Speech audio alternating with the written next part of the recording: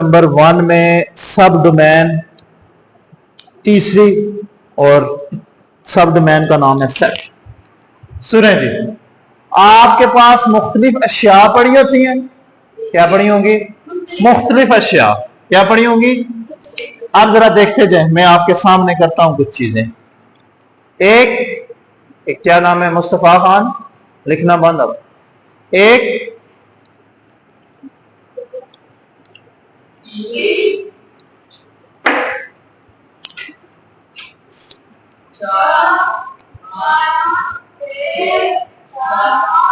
आठ। अब इन सारों को इकट्ठा कर दिया जाए, इन सारी चीजों को क्या कर दिया जाए, तो ये एक कलेक्शन बन जाएगी। क्या बन जाएगी?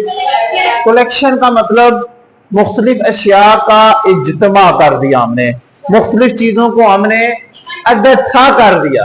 क्लियर? जब मुख्तलिफ चीजों को इकट्ठा कर देंगे तो उसको एक नाम देंगे सेट का। किस चीज का नाम देंगे? एक बात समझ आ गई? अब वो जो मुख्तलिफ चीजें आपने इकट्ठी की हैं, इनके ऊपर एक और लफ्ज इस्तेमाल होता है, उसको कहते हैं वेल डिफाइंड। क्या कहते हैं? वेल डिफाइंड का मतलब क्या होगा? हर वो चीज जिसको हम डिफाइन कर सकें, जिसकी हम तारीफ कर सकें। जैसे इसको क्या कहते हैं? डस्टर। ऐसा ही है, सारों को नजर आ रहा है ना, इसकी तारीफ कर सकते हैं हम। ये लकड़ी का बना हुआ, इसमें स्पंज है और इसके ऊपर ये ब्लैक कलर का कपड़ा चढ़ा हुआ, और ये किस काम के लिए इस्तेमाल होता है? बोर्ड साफ करने। ऐसा ही है, इसको भी आप डिफाइन कर सकते हैं। पेंसिल है, लेड पेंसिल है, कच्ची पेंसिल है, शार्प करके इसका सिक्का जब सामने आ जाता है तो फिर हम इसको लिखने के लिए इस्तेमाल करते हैं। और ये सारे क्या हैं? मार्कर्स। डिफरेंट कलर हैं तो इसलिए हम सारों को एक कह रहे हैं मार्कर। सारों का काम क्या है? लिखना। अब जो हमने चीजें इकट्ठी की हैं, मुख्तलिफ चीजें इकट्ठी की हैं, वो सारी मिल के क्या बना रही है? एक सेट। और सब के ऊपर एक लफ्ज इस्तेमाल हो रहा है वेल डिफाइंड।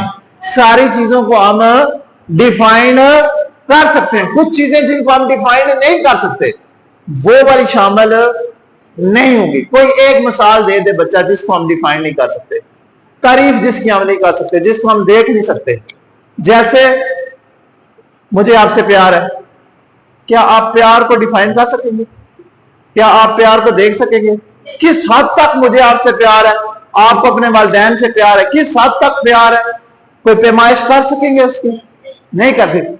कुछ एहसास होते हैं, आप किसी गरीब को देखते हैं तो दुख सा फील होता है, या किसी को तकलीफ में देखते हैं तो आपको दुख फील होता है ना? क्या वो जो जज्बात है उनको आप किसी चीज से तोल सकते हैं? कुछ डिफाइन कर सकते हैं उनकी? कोई खास शक्ल हो उनकी? नहीं है ना? तो वो वाली चीजें जिनको हम देख सकें, छू सके, डिफाइन कर सकें, नजर आ रही हूं हमें, वो सारी चीजें क्या कहलाएंगी? Well defined. और कुछ चीजें जिनको हम डिफाइंड नहीं कर सके वो सेट में शामिल नहीं करेंगे। क्लियर? वेल डिफाइंड का मतलब सारों को समझ आ गया। अब अगला लफ्ज सुने, एक और लफ्ज इस्तेमाल होगा सेट के अंदर, डिस्टिंक्ट। क्या लफ्ज इस्तेमाल होगा? डिस्टिंक्ट का मतलब है मुख्तलिफ। क्या मतलब है?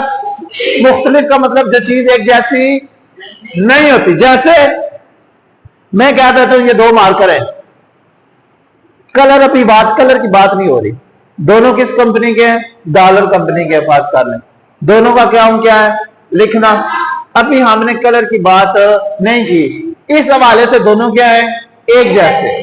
लेकिन जब हम इनको अलग कर दे, एक का कलर ब्लैक, एक का कलर सुर्ख, फिर दोनों में के दरमियान क्या आ जाएगा? फर्क आ जाएगा, कलर का फर्क आ जाएगा। अदरवाइज दोनों क्या है? मार्कर है। क्लियर है? दोनों के दरमियान कोई एक चीज भी मुख्तलिफ होगी तो इसका मतलब वो क्या है? अलग अलग चीजें होंगी, डिस्टिंक्ट हो गई हैं, मुख्तलिफ हो गई हैं। क्लियर है बेटा? अच्छा, ये जो कंसेप्ट है ना, सबसे पहले एक जर्मन मैथमेटिशियन था। कौन सा?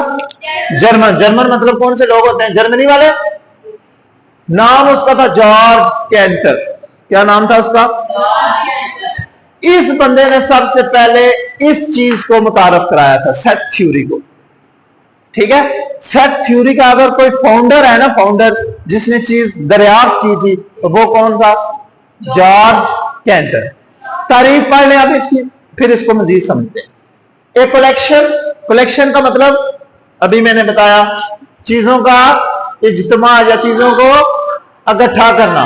इज्तिमा आप सुनते हैं ना, दावत इस्लामी वालों का 8 तारीख को इज्तिमा है, तो वहां पे काफी सारे लोग इकट्ठे होते हैं ना, तो इज्तिमा का मतलब क्या होगा? इकट्ठा करना।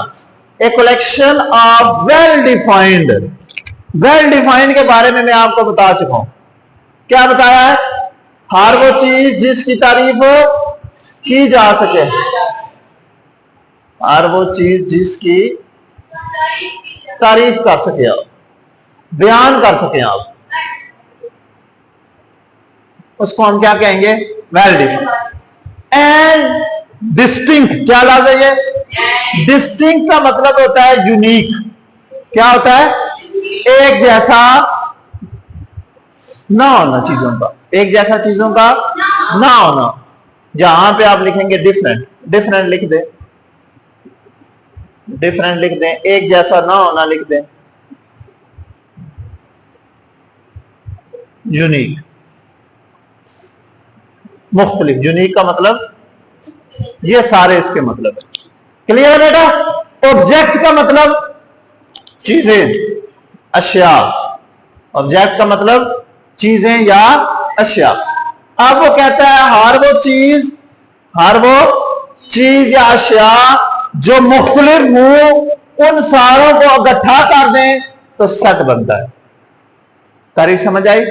हर वो चीज जिसको हम देख सकें, डिफाइन कर सकें, तारीफ कर सकें उसकी, और वो हो दूसरे से मुख्तलिफ, उन सारों को इकट्ठा करेंगे तो क्या बनेगा? सेट बनेगा। और ये तस्वर किसने पेश किया? सबसे पहले जॉर्ज कैंटन। क्लियर बेटा? अब हम जहां